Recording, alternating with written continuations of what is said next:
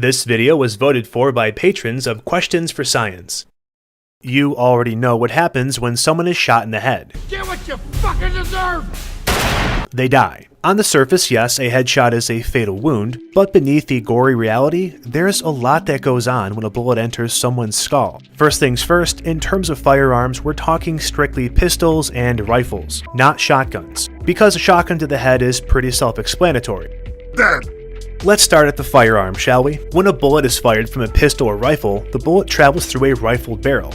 A rifled barrel has grooves in it that cause the bullet to spin. When this spinning bullet penetrates the skull, its rotating motion flings cranial tissue outward. Tissue then expands to about 12.5 times the diameter of the bullet, but is only this stretched for about 5 to 10 milliseconds and then shrinks back down to normal size. For instance, a .22 caliber bullet produces a wound of 2.7 inches.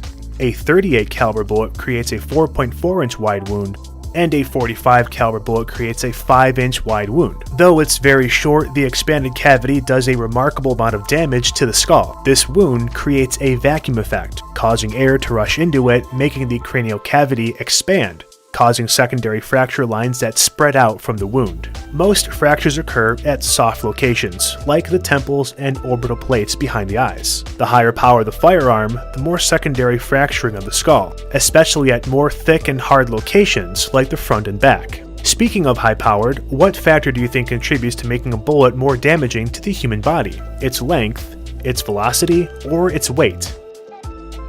The answer is velocity. To understand why, let's look at this equation for kinetic energy.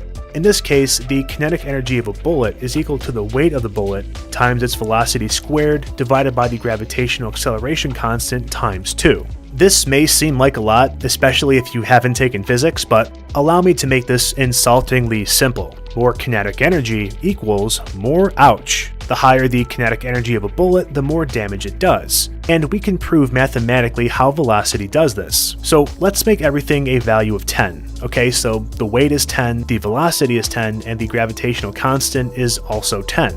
We run the equation and the kinetic energy is 50. Okay, great. When we double the weight of the bullet, the kinetic energy also doubles to 100. Now, if we double the velocity, the kinetic energy does not double, it quadruples. When there's more kinetic energy, there's just overall more damage. We're talking a stronger pressure wave through the skull, more external gases going into the head, more secondary fracturing, and even splitting of the skull itself. This is why rifles are more lethal than pistols, not because of the weight, but because of the velocity of the round. Now, let's look at what happens inside the skull. When the bullet punctures the skull, it creates an entrance wound, about the size of the bullet.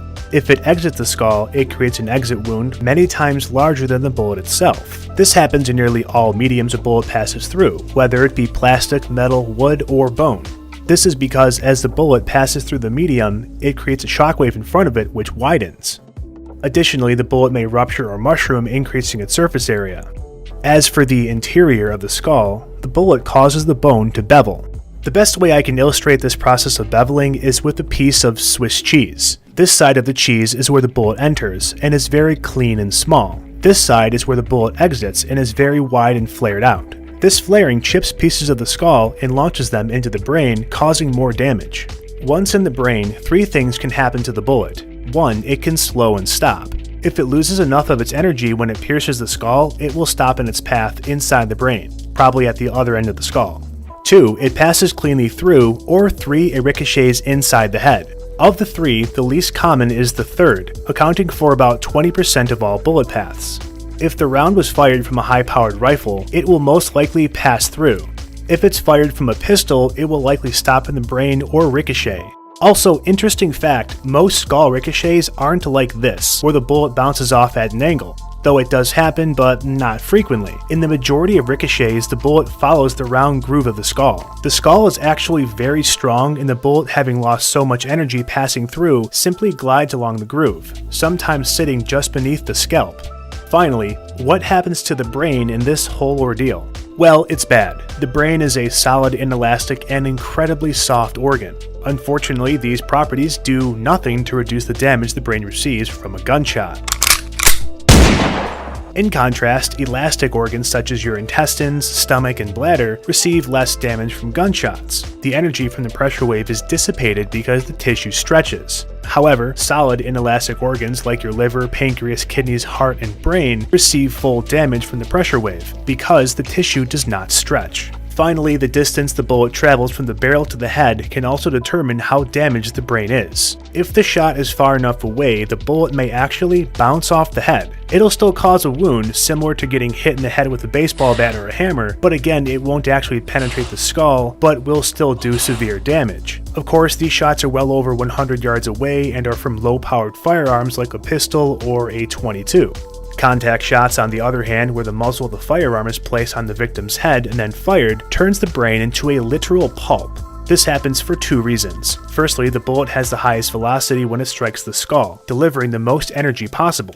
Remember this equation? Secondly, the hot expansive gases that are behind the bullet follow it into the wound. These gases then expand in the victim's brain, pulpifying it, as well as causing the skull in some cases to split open. With all this being said, believe it or not, headshots are not 100% fatal. On average, they're 90% fatal given the right circumstances. In my next video, I'll discuss how and why some people have managed to survive a headshot and still live to tell the story.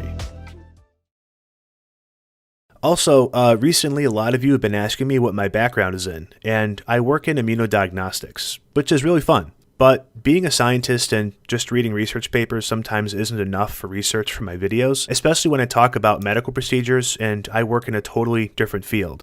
That's where my dad comes in. He's a retired ICU nurse of 37 years, and he's seen a lot of stuff. He's been a big help for me, especially on some of my medical videos that get down to real specific concepts and cases. I'd be lying if I said I did all the research myself, so this is a shout out to my dad for all the help he's given me on my channel.